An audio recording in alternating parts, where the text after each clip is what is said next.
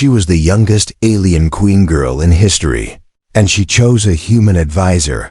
The doors of the council chamber shut with a sound that felt like a warning, a soft seal, a final lock, as if the room itself understood that the next few minutes could decide whether entire worlds lived or burned. Sunlight poured through tall arched windows on the left, bright and clean, cutting across dark gray walls and sleek sconce lights. At the center sat a circular table, the color of pale stone, smooth as ice in its heart. Every face with shifting starlight. Men in dark suits sat around the table, their eyes fixed forward, their hands still, their mouths tight. Two older men stood behind them, silent and watchful, like statues built from patience and fear. Then she stepped forward, and the air changed. She was not tall, not towering, not the kind of ruler the old stories promised. She was young, impossibly young to be wearing the crown. Purple skin like polished dusk, slender shoulders. A regal robe of deep violet embroidered with silver and gold patterns that looked like constellations trapped in thread. A sash crossed her chest, and cut lies. Her eyes were large, dark and steady. They held the weight of 1,000 decisions, and the loneliness of making them alone. Across from her stood the human they had brought as a translator, a consultant, an expendable convenience. His name was Elias Kane, mid-30s, dark brown hair, a suit that had seen better years, and a face that looked calm only because he had learned to hide the storm. Between them hovered a transparent holographic panel, filled with celestial maps, bright blue energy streaks, and numbers that made the older men swallow hard. Another older man beside him stared at the galaxy hologram like it could swallow him whole. In the foreground, a bald man pressed a hand to his ear. Receiving whispered updates that made his jaw clench. No one spoke, because they were waiting for the queen. She lifted her chin, and her voice was soft. Not weak, not uncertain, soft the way a blade is quiet before it cuts. I will begin. The human delegates shifted, relieved by the familiar rhythm of protocol. They wanted this to be ordinary. They wanted to pretend the last 30 days had not happened, that ships had not vanished, that listening posts had not gone dark, that entire mining colonies had not stopped transmitting in the middle of sentences. A senior diplomat cleared his throat, forcing confidence into the room. Your Majesty, with respect, the Council has already prepared candidates for advisory liaison. Your selection process can proceed after the vote. Her eyes did not move to him. They moved to Elias. It's blue and gold, turning like a cautious heartbeat. The diplomat blinked. Your Majesty, you mean you have selected from the royal houses, or from the elder councils? Yes, her lips barely changed. No. A quiet ripple ran through the suits around the table. The kind of sound men make when panic tries to climb their throats, and they push it down with pride. I have chosen a human advisor. For 2 seconds, nobody understood. Then the meaning landed, heavy and absolute. The bald man in the foreground lowered his hand from his ear, as if the words had cut the signal itself. One of the older standing men narrowed his eyes, and his face hardened, like a door slammed shut from the inside. The diplomat leaned forward, voice rising without permission. Your Majesty, that is not permitted. A human cannot hold that role. Humans are not bonded to the charter. Humans are not of the royal bloodlines. Humans cannot see the deep codes. They cannot be trusted with our enough, the Queen said. And a single word snapped through the room like lightning. Everyone fell silent. Even the men who wanted to argue felt their lungs obey before their minds could. Her gaze stayed on Elias. Elias Kane, step forward. Elias did. And every human in the room felt the same cold thought. He is about to be used as a symbol. He is about to be sacrificed to prove a point. He's about to become a mistake they can blame later. Elias stood at the table's edge, starlight sliding across his cheekbones. He kept his hands open, palms relaxed, no sudden movements, no pride, no challenge. The survival instincts of a man who had learned that power does not always wear armor. The Queen spoke again, quieter, so quiet that everyone leaned in despite themselves. Tell them what you told me. The diplomat scoffed. Your Majesty, we have no record of private consultations with this human. The Queen did not look at him. Elias took a breath, and the room felt it. Or a fire. 3 outposts are missing, he said, and his voice was clear. Not destroyed, missing. The sensor data does not show debris fields. It shows sudden null zones, like space folded and closed. That is not a pirate tactic. That is not a reactor failure. That is a deliberate extraction, one of the older men snapped. Speculation. Elias nodded once, accepting the word without surrendering to it. Then he touched the holographic panel, and the display shifted. Maps layered over maps. Energy streaks intersecting like scars. He pointed to a pattern, 3 arcs. That aligned too perfectly to be coincidence. The ones your council dismissed as natural turbulence. They are not natural. They are test runs. A bitter laugh came from the diplomat. And you know this because you are human. Elias did not flinch. I know this because your sensors reported it.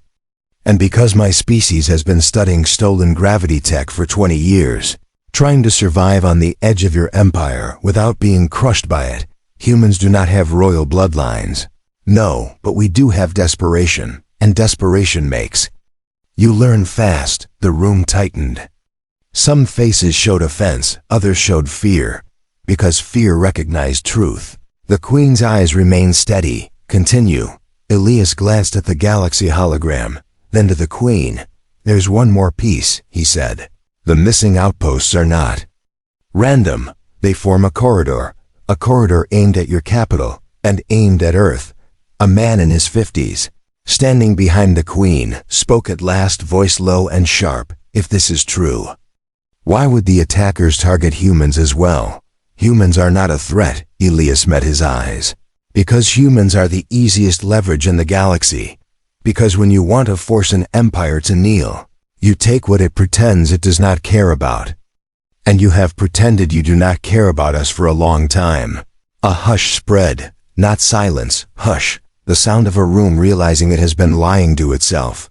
The Queen lifted her hand, and the galaxy hologram changed again. Now it showed a small region of space, a cold-looking void with thin lines of light around it, like a spider web around a wound. This is the Shivergate, she said, and several men stiffened at the name. The Shivergate was a myth to most humans, a legend of an ancient boundary where ships went quiet, where navigation systems hummed and then forgot their own numbers, where old explorers claimed they saw shapes moving behind the stars. The Queen's voice remained calm, but her fingers curled slightly. My mother died near that gate. The words landed softly, but they hit like a meteor. A young ruler, a crown too heavy, and a grief still bleeding under the silk. The diplomat's voice dropped. Cautious now, Your Majesty, with respect. This is not the time for personal silence, the Queen said. And this time the word was louder, harder. The sconce lights seemed to flicker, as if the room itself flinched. She turned her gaze to Elias again, and something changed in her expression. Not weakness, not pity, something rarer, recognition. Elias, she said, you were there. Every human in the room sat straighter. Because this was news. This was not in any file. This was not in any briefing.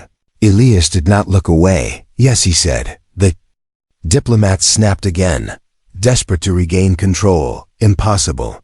A human ship could not have been near. It was not a human ship.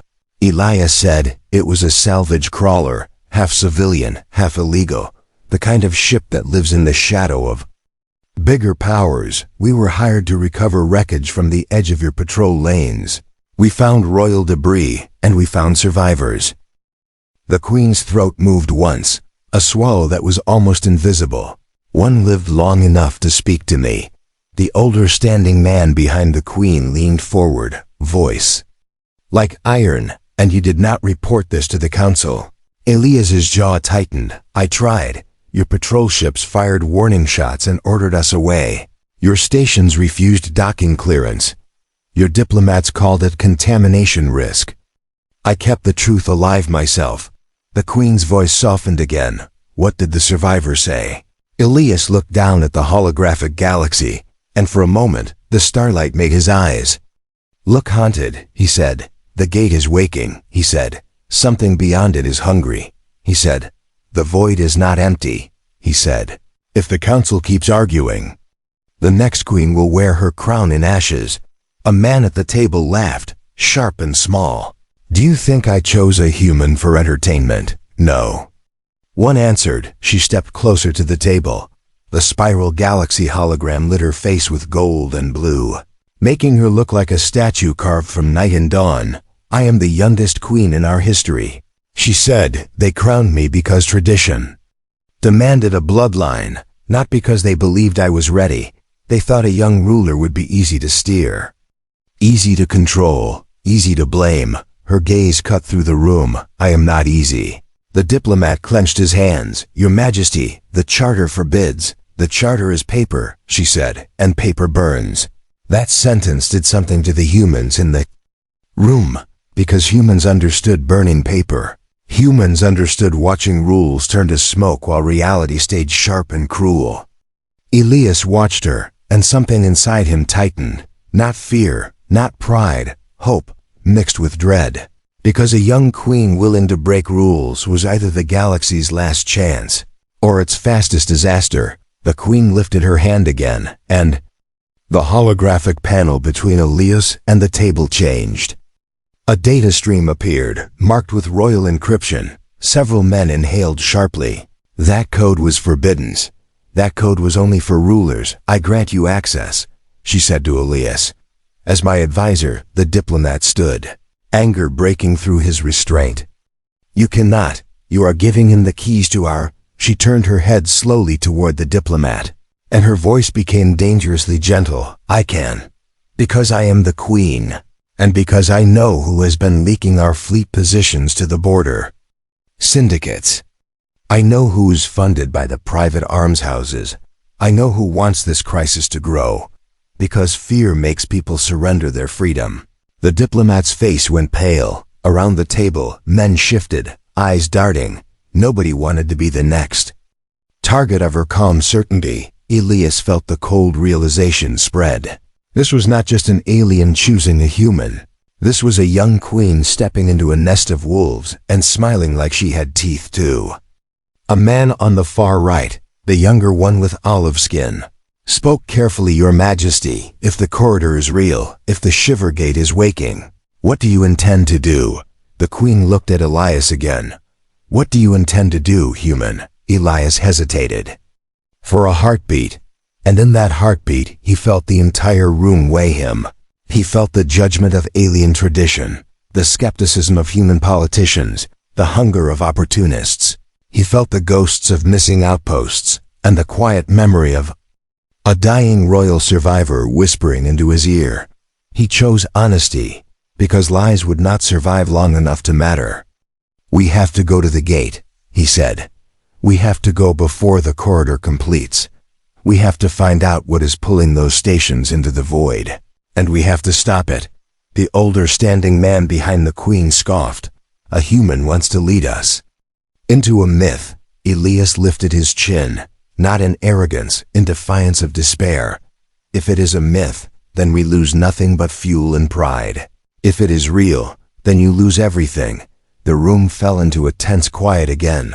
The galaxy hologram turned, lighting faces like masks. Some looked angry, some looked afraid, some looked like they were calculating how to profit. The queen's eyes narrowed slightly. Not you, she said to Elias. Not alone. We will go together. The diplomat snapped. Your Majesty, it is too dangerous for you to leave the capital. Your security. My security is irrelevant if the capital will be swallowed, she said. She stepped closer to Elias, and her voice dropped so only he could truly feel it. You saw the edge of the gate. You heard my mother's survivors speak. You kept the truth alive when my people refused to listen. Now you will help me keep them alive anyway. Elias swallowed. Your Majesty, if I do this, they will hate you for choosing me. She stared at him, and for the first time her youth showed. Not in weakness, in rawness. Let them hate me, she whispered, as long as they live long enough to learn they were wrong. That was the moment Elias understood her. Not as a symbol, not as a queen, as a young person carrying an empire on her spine. As someone who had learned that love and loneliness can share the same heartbeat, the council tried to push back, tried to delay, tried to vote. But the queen moved like a storm that does not ask permission. Orders were sent. A fleet was assembled. A flagship prepared to leave orbit, its hull gleaming like a blade, and still, the resistance did not stop that night. As the palace corridors dimmed and the sounds of staff faded into soft echoes, Elias was escorted to a private chamber. Not luxurious, not simple. Something in between, a room designed to be calm, a place where rulers could breathe and still feel watched. The queen stood near a window, looking out at the city lights below. From here, the capital looked peaceful, almost innocent, a lie made of distance. Elias approached slowly. "You should rest," he said. "Tomorrow is going to be." She turned, and her eyes met his. "Tomorrow is going to be blood," she said, in one form or another. Elias nodded. "Then we should make sure it is not ours." She studied him. "Humans are strange," she said. "Your kind is soft in body, loud in speech, quick to anger, quick to forgive, and still, you survive." Elias let out a breath that almost became a laugh. "We survive because nobody expects us to," he said. "Underestimation." Or she underestimated her own people. Either way, she did not come back. Elias stepped closer, careful, respectful. "Your Majesty, why me truly?" he asked. "Why choose a human in front of them? Why risk civil fracture during an external threat?" Her gaze stayed on him, unflinching. "Because every one of them in that room has something to gain from my fear," she said. "But you only have something to lose." Elias felt that hit him, because it was true. He was not here for a promotion. He was not here for a political throne. He was here because if the galaxy burned, humans would burn first. And nobody would even call it tragedy. The queen's voice softened. "When I was crowned, they congratulated me and looked relieved. They looked relieved because they saw a child. They saw someone they could push. Someone who would follow the old lines, speak the old words, die quietly if needed." She stepped closer, and her crown caught the room light, spiking it into thin shards. "I am not a child," she said, "but I am young enough to remember what it feels like to be unheard." Elias held her gaze.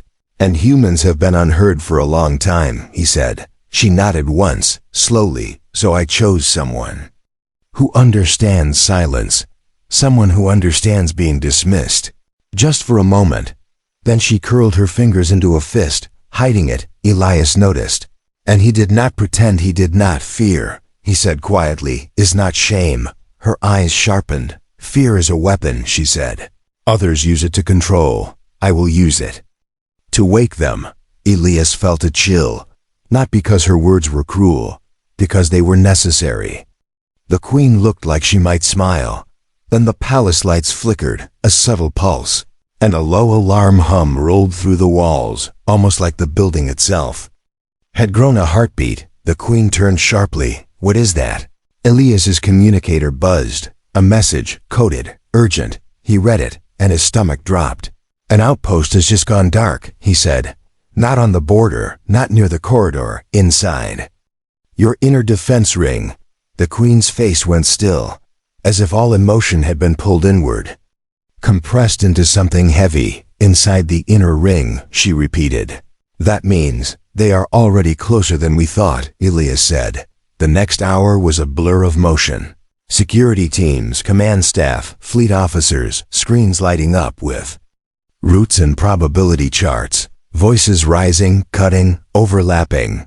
The council reconvened in the same luxurious conference room. Daylight replaced by the hard glow of internal lights. The galaxy hologram now displayed the inner defense ring, and a new empty spot where an outpost should have been. Men who had mocked myths now stared at the void like it might blink back. The Kant who had mocked myths now stared at the void like it might blink back. Diplomat who had argued the charter looked shaken, but he still tried to control the narrative. "Your Majesty, we must lock down the capital, suspend the departure, protect you." The fleet must remain here. Elias stepped forward, and his voice cut through the room. If you keep the fleet here, you have already lost, he said. Because you are fighting shadows on your doorstep.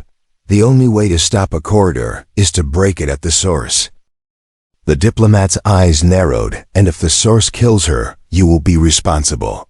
The Queen's gaze turned to the diplomat, and this time it was colder than space. If the source kills me, she said, then you will no longer have a queen to hide behind. You will have to face the truth without a child to blame. The diplomat's mouth opened, then closed. He looked around the room, and Elias saw it. The diplomat was not just afraid, he was cornered. And cornered men do dangerous things. Queen moved to the table, set both hands on its smooth surface, and leaned forward.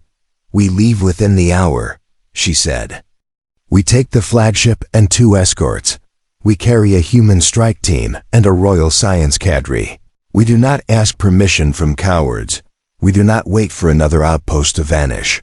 The galaxy hologram flared brighter, as if responding to her command. The older standing man behind her spoke, voice tense, Your Majesty. There is risk of internal betrayal during departure. Not all in this chamber accept your decision. She turned her head slowly and looked directly at Elias. Then we accept that risk with open eyes, she said. Elias felt the weight of her trust. It was terrifying. It was sacred. It was the kind of trust that can either make you a hero or crush you into dust. They boarded the flagship under sealed skies, a sleek vessel with halls that hummed quietly. Alien guards moved like shadows, disciplined and silent. Human security officers moved more loudly, their boots heavier, their eyes constantly scanning. Elias walked beside the Queen through a corridor lined with faint blue lights. She did not wear ceremony now. Her robe remained regal, but a thin armored layer shimmered beneath it, like the Empire had finally admitted it needed protection. They entered the command deck, and the view opened into stars. The capital shrank behind them, a jewel of light, and ahead, the darkness waited. As the ship accelerated, the Queen spoke to Elias without looking at him. If I die, she said, you will carry what I started. Elias's throat tightened. Do not talk. Like that, he said. Her eyes flicked to him. Reality does not stop being real because it is unpleasant, human. Elias forced himself to breathe. Then let us make a deal, he said. You do not die, and I do not let you stand alone in a room full of people who want you quiet. For the first time, she allowed a small, sharp smile. Deal. Hours later, the Shiver Gate appeared on the forward sensors. Not a physical gate, not a structure. A region where space looked wrong. Stars near it seemed slightly bent, as if something invisible pressed on the universe like a thumb on glass. The ship's systems hummed, then stuttered. Navigation numbers flickered. One screen showed a calm blue line, then the line twisted and broke. The science cadre spoke in rapid tones. Gravitational shear rising, quantum noise increasing. Signal reflection returning from angles that should not exist. Elias stared at the main display. Then he saw it. A faint shimmer, a ripple inside the darkness. Like something breathing behind a curtain. The Queen's voice was calm, but Elias heard. The edge beneath it. That is where my mother vanished, she said. Elias swallowed. And that is where we find out what took her, he said. The escorts held position behind them. Weapon systems armed, shields tightened. Human soldiers checked their gear, hands steady, eyes wide. Then the void moved. A pulse ran through the region. Not light, not sound. A pressure that made the ship's hull creak. A sensation that made Elias's teeth ache. On the screen, 3 shapes unfolded from darkness. Not ships, not creatures in any familiar sense. More like angles that should not exist. Sliding into view as if the universe was reluctantly admitting them. The science officer's voice trembled. Unknown contacts. No thermal signature.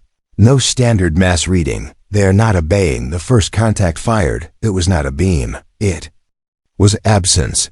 A line of nothing that carved across space. Where it passed, stars dimmed. A thin escort ship behind the flagship flickered, then vanished. No explosion, no debris, just gone on the command deck. Someone whispered a prayer, human or alien, it did not matter. The Queen stepped forward, and her voice rose, shields full. She commanded. Elias shouted, evasive pattern now. The flagship rolled, slow and heavy, trying to dodge what could not be.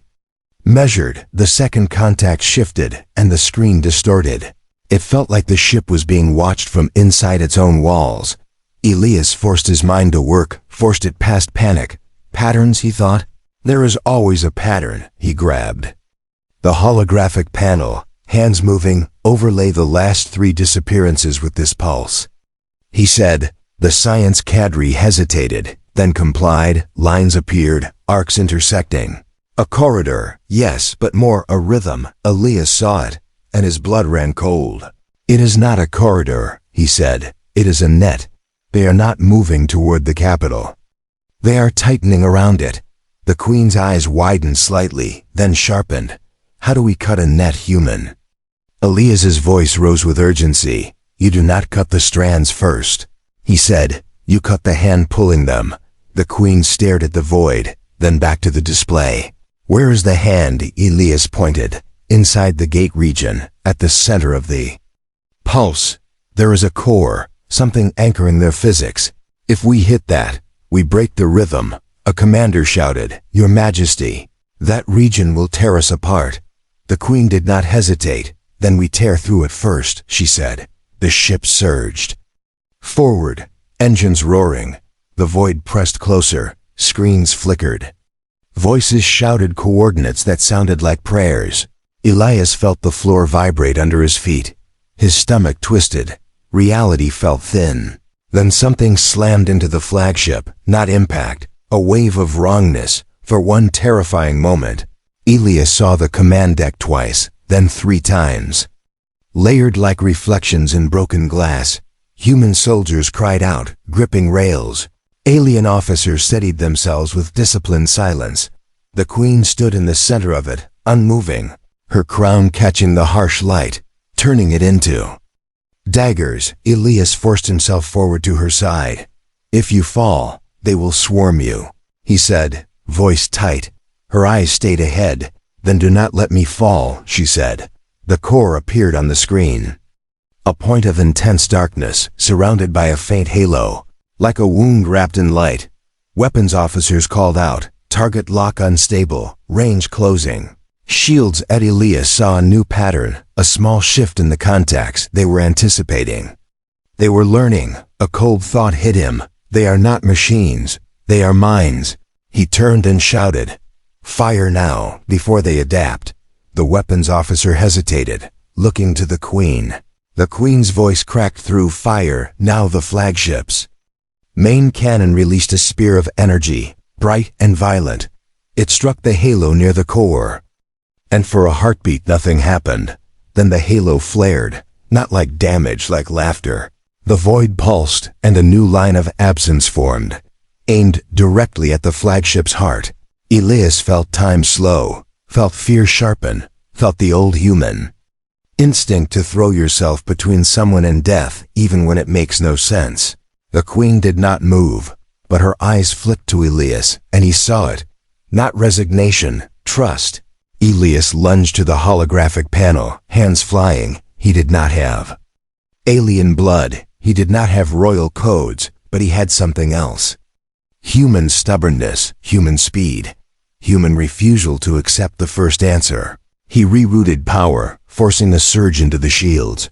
A risky overload, a move that could fry half the ship. He did it anyway. The absence strike hit. Shields screamed. Lights blew out. Systems crashed.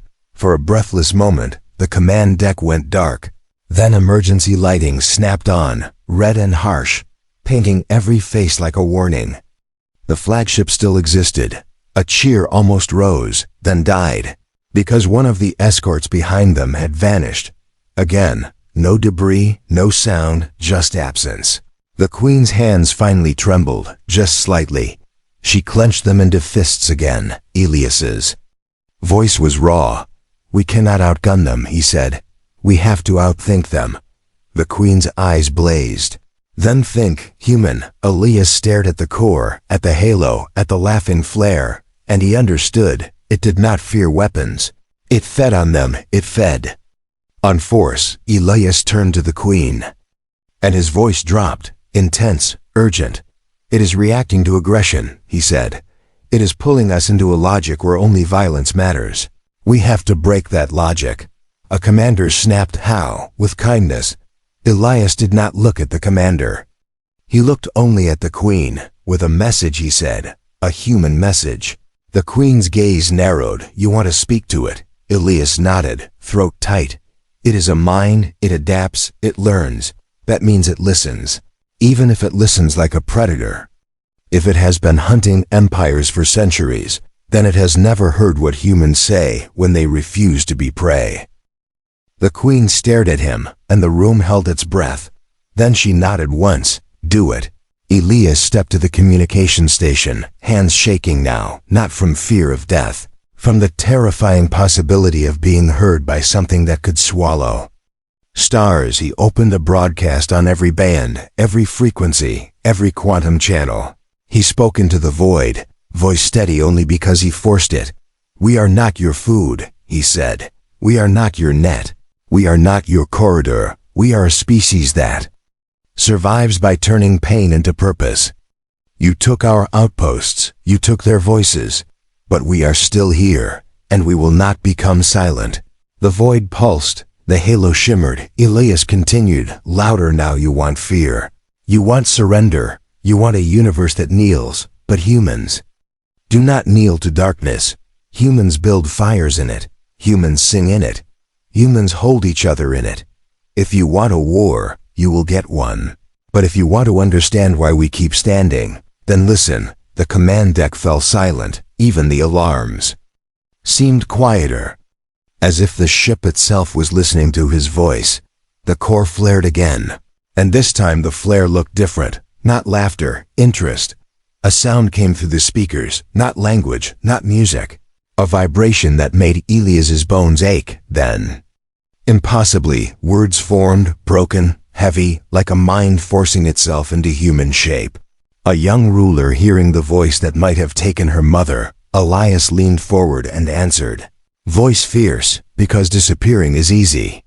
He said, living is harder, and humans choose harder. The void pulsed, and the speakers vibrated again. Queen, it said, your line ends here. The queen stepped forward, and her voice rang clear. Nitrogen monoxide, she said.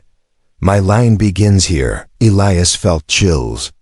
Because her words were not bravado, they were a decision. A young queen refusing the script the universe tried to hand her. Calm fire. I chose a human, because my throne was never the point. She said my people were, and if my people live because I broke tradition, then tradition deserved to break.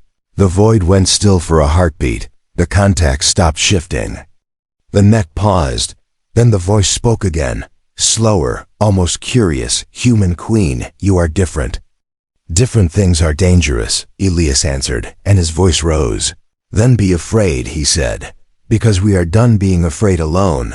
The halo around the core shimmered, and for the first time, the absence strike stopped. A silence spread, heavy and unreal. The queen turned to Elias, her face lit by red emergency light and faint starlight. What now? She asked. He had gotten its attention, but attention was not peace. Attention was the moment before a predator decides whether you are threat or meal. He took a breath and made the only choice that felt honest. Now we step closer, he said, not with weapons. First, with truth first, the commander protested. Your Majesty, that is madness. The queen lifted a hand, and the protest died. She looked at Elias, and her voice softened to something almost human. If we step closer, and it kills us, she said, will your species still stand? Elias met her eyes, and his voice carried the weight of every underestimated human who had ever survived anyway. Yes, he said, and if we win, your people will stand too. The queen nodded once. Then she faced the void and spoke with quiet authority. We approach, she said. The flagship edged forward. Slow, careful, the core grew larger on the screen. The halo rippled like a living sea. The voice returned, softer now. If you enter, you cannot return as you were. Elias felt his skin prickle. He whispered, almost to himself, neither can we if we stay outside. The queen heard him, and her eyes flicked to him. Not fear now, resolve. They crossed the threshold. The universe shifted, stars bent, time felt thin, and Elias felt something touch his mind. Not a hand, not a claw, a question he tasted images. Flashes, outposts swallowed, voices silenced, a hunger that had fed for ages. And beneath it, something else, loneliness, older than empires. Elias gasped, gripping the console. The queen's posture stiffened, but she did not fall. Her eyes widened, and a single tear formed, bright against purple skin. My mother, she whispered. Elias looked at her, and his voice broke with intensity. She is here, he said, not alive like we mean, but here, part of whatever this thing has become. The void voice whispered through the speakers like wind through a grave. All become one, all become. Quiet, quiet as peace. The queen's hands trembled again. Openly now, peace, she whispered. You call this peace? Elias stepped closer to her, and his voice rose. Nitrogen monoxide, he said. This is not peace. This is erasure. Peace is chosen, not forced. Peace is people still being themselves, still being allowed to love, to grieve, to sing, to argue, to hope. The void pulsed, and the ship shook. The contact shifted again. Like muscles flexing, different, the voice repeated.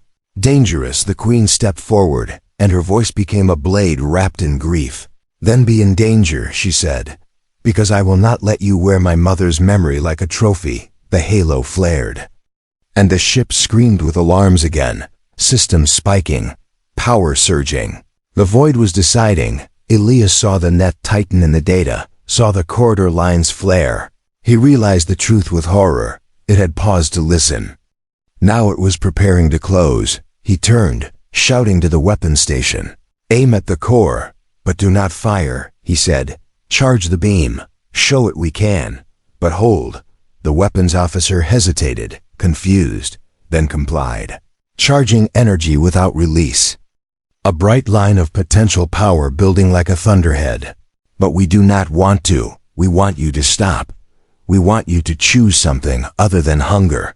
If you are lonely, then speak. If you are afraid, then admit it. But do not call silence peace.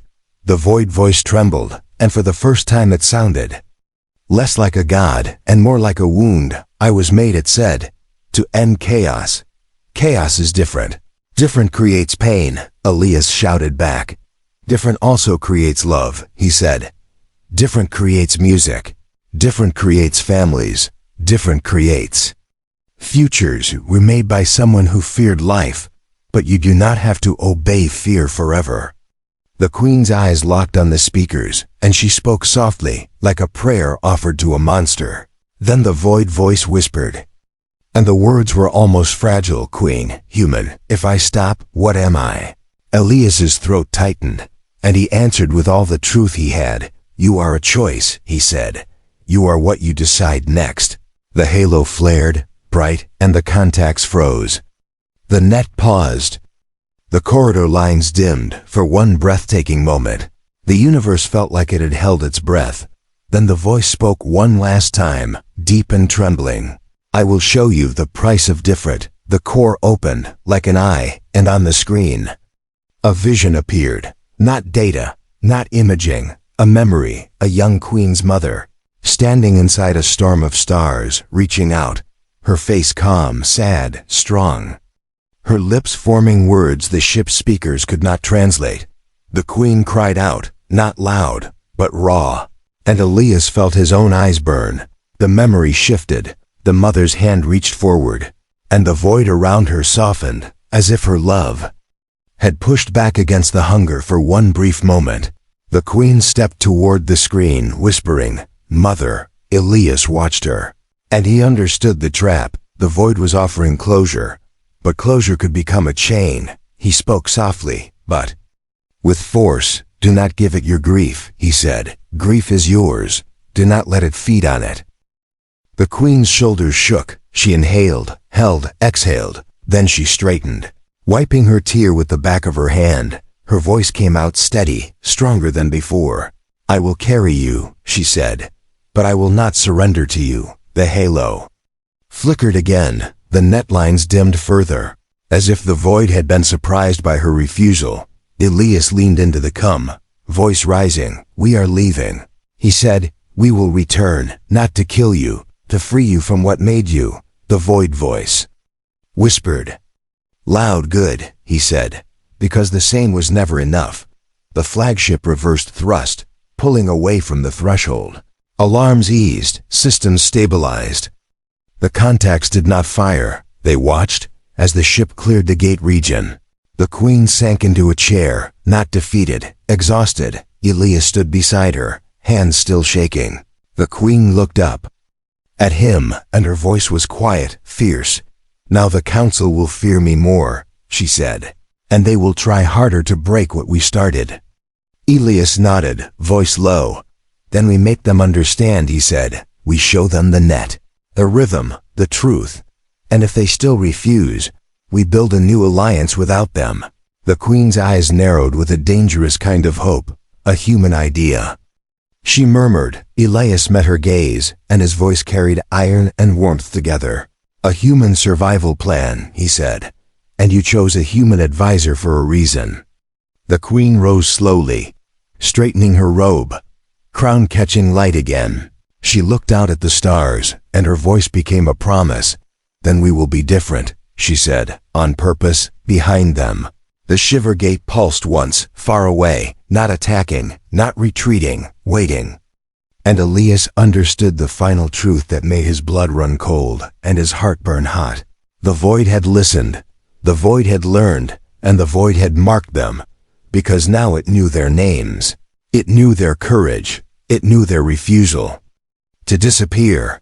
And the next time it spoke, it would not be asking questions. It would be coming to collect the price of different.